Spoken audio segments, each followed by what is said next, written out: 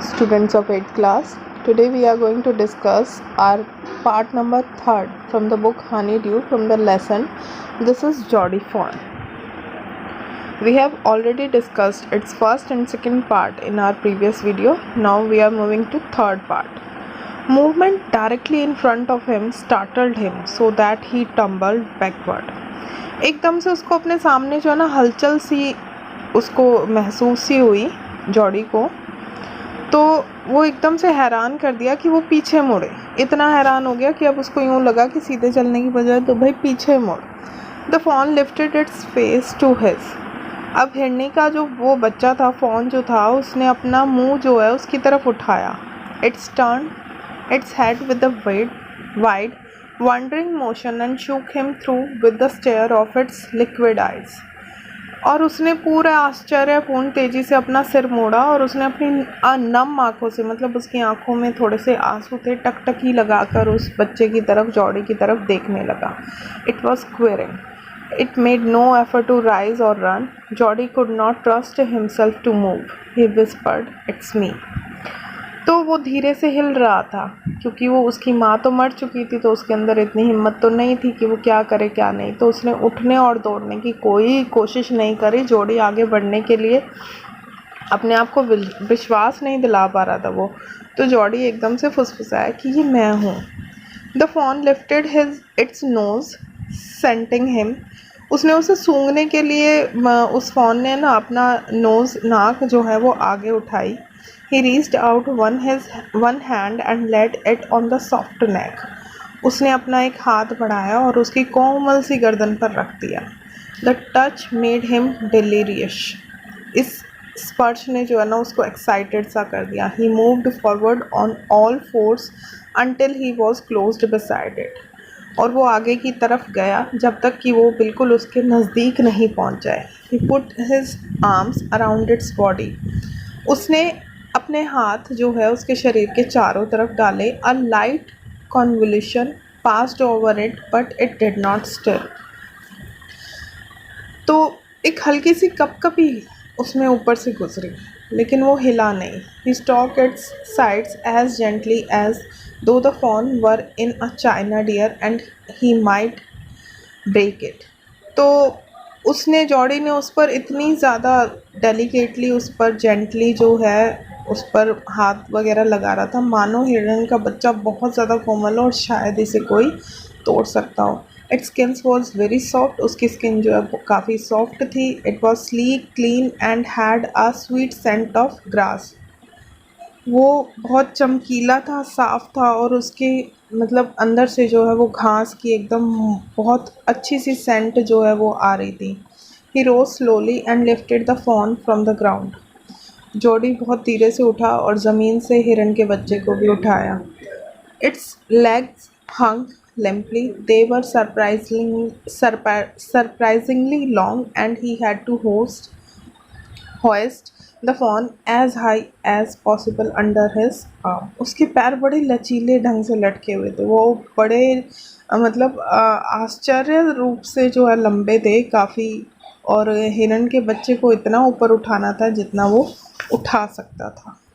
He was afraid that it might kick or bleed at sight smell of its mother. उसे डर था कि कहीं, क्योंकि वहाँ पर उसकी माँ की बॉडी भी पड़ी थी ना, डेड बॉडी, माँ को देखकर या सूंघकर वो कहीं थोड़ा सा आक्रोश में ना आ जाए, थोड़ा सा अटैकेबल ना हो जाए. He struck the clearing and pushed his way into the thicket.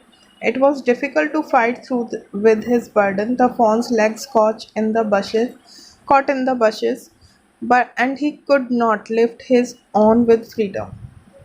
तो उसके बाहर से वहाँ से गुज़रना जो है बड़ा मुश्किल सा हो रहा था क्योंकि वो सड़क के किनारे किनारे चला, जंगल में से गुज़रा.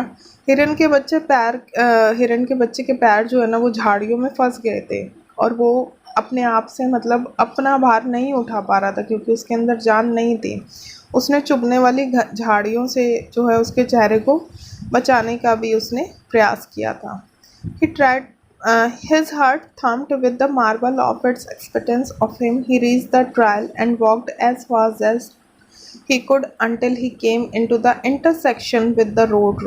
He stopped to rest and set the fawn down on its dangling leg. He wavered on them. Sorry, it wavered on them. It looked at him and bleated. तो उसका दिल जो है उसके द्वारा, हिरन के बच्चे के द्वारा, अपने आप पर बहुत ज़्यादा मतलब उसको प्राउड सा फील हो रहा था। वो जंगल की जो वो पगडंडियाँ जो होती हैं, जो साइडों में रास्ता बना होता है, वहाँ पर पहुँच गया और वहाँ पर इतनी तेज़ी से चला जितनी तेज़ी से वो चल सकता था, और उतनी ही तेज़ी से वो चल रहा था कि जब तक कि वो सड़क के चौराहे पर नहीं आ गया। अब वो वहाँ पर जो है थोड़ा सा रेस्ट करने के लिए रुका और उसने हिरन के बच्चे की जो लटकती हुई टांगें थी उनको नीचे उतारा, या उन पर उछली। इट लुक्ड, और उसने जो है उस जौड़ी की तरफ देखा और मिमियाना शुरू कर दिया। He said enchanted, I will carry you after I get my break. तो वो कहता है कि ठीक है, मैं तुम्हें उठा लूँगा, लेकिन पहले मैं तो सांस ले लूँ। He remembered his father saying that a fawn would follow if it had first been carried. तो उसे अपने पापा की एक बात याद थी कि एक हिरन का बच्चा जो है उसको पीछे पीछे आएगा अगर वो उसे एक बार अपनी गोद में उठा ले। He started away slowly. उसने धीरे धीरे चलना भी शुरू करा। The fawn started after him. अब fawn ने भी चलना शुरू किया। He came back to it and stroked it and walked away again. वो उसके पास आया, फिर उस पर थोड़ा सा प्रहार किया और दोबारा दूर चला गया।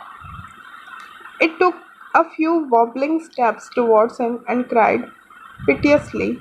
It was willing to follow him. It belonged to him. It was his own. He was a light-hearted with joy, light-headed with his joy. He wanted to fondle it, to run and roam with it, to call to it to come to him. He dared not to alarm it. He picked it up and carried it in front of him over his two arms. It seemed to him that he walked without effort. तो यहाँ पर हमें क्या बता रहा है author?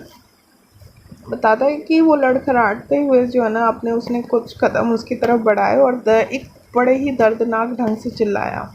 वह उसका पीछा करने के लिए बिल्कुल भी मतलब इच्छुक तो था, लेकिन उसमें मतलब उसके अंदर इतनी हिम्मत नहीं थी।